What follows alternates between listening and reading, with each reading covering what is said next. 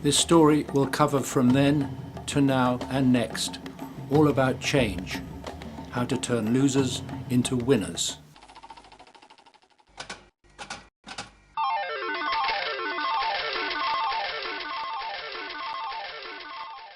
Have you thought much about the nature of shopping, where all that stuff comes from? More and more these days we are connected, whether it's flowers from Africa or cattle food from South America.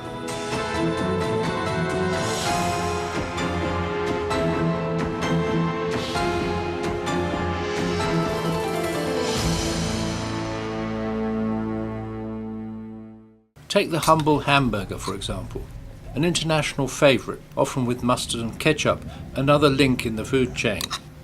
Mighty McDonald's were challenged in the longest case in English legal history, between that huge American corporation and an impoverished couple. We're talking about big food and the nature of it, and not just McDonald's. The ups and downs, from then to now. Famously said, first they ignore you, then they ridicule you, then they fight you, and then you win.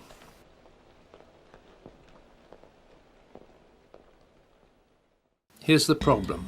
Here come two animals that have shaped the surface of our planet more than any other: cattle and goats, plus us. They, like sheep, are vegetarian. We are omnivores, and we like meat, lamb or pork. But why stop with just those four favorites: cow, goat, sheep, pig? In fact, the French favor horse. Why not? People farm deer, enjoy venison.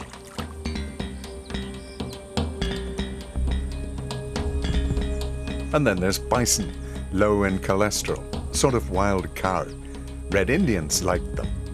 Eskimos enjoyed seal, a steak from the sea, whereas the Japanese might prefer dolphin or whale. And not every country agrees about that.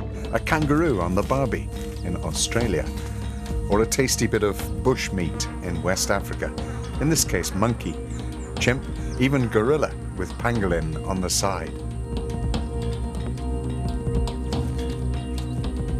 Or with fruit on the side, how about a bit of fruit bat?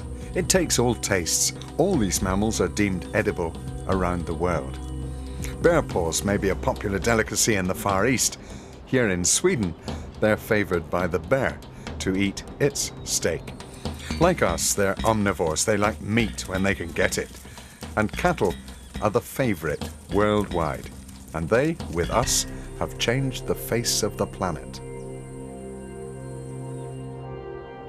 The prairies of North America have paid a massive price for yielding beef.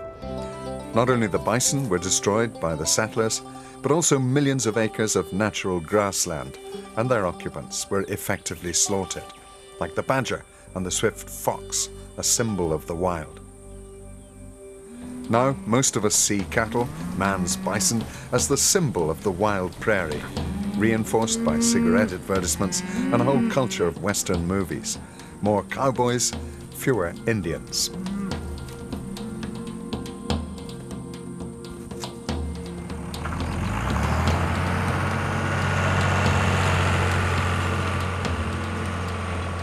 Progress, as the plough, changed the world here.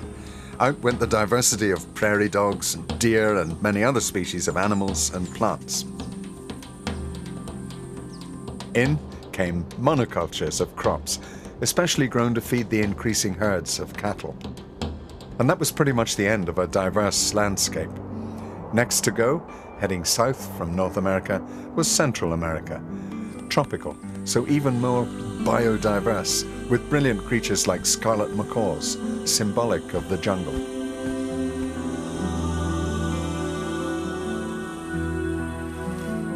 And plants, that crucial food base which we ignore or mismanage at our peril. The rainforest is a cornucopia of potential foods and medicines.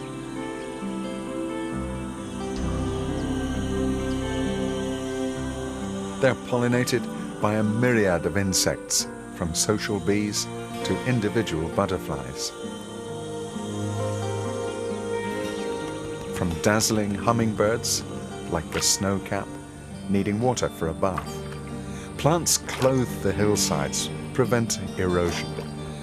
They hold and release water like a sponge. Lizards walk on it.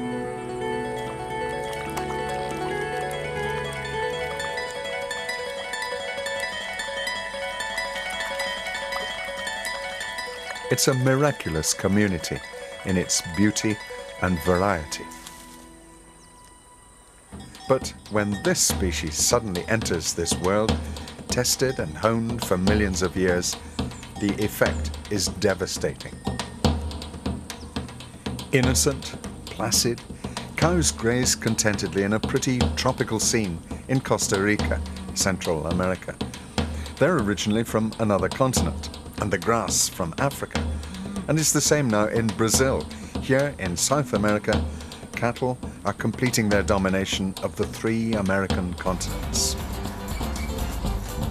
The men behind these dramatic changes have a job to do, and we'll follow one of them, Paulo, on his rounds to see the real cost of beef.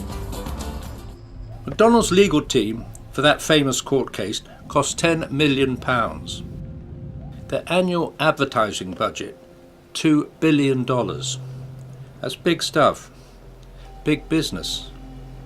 But what about the source?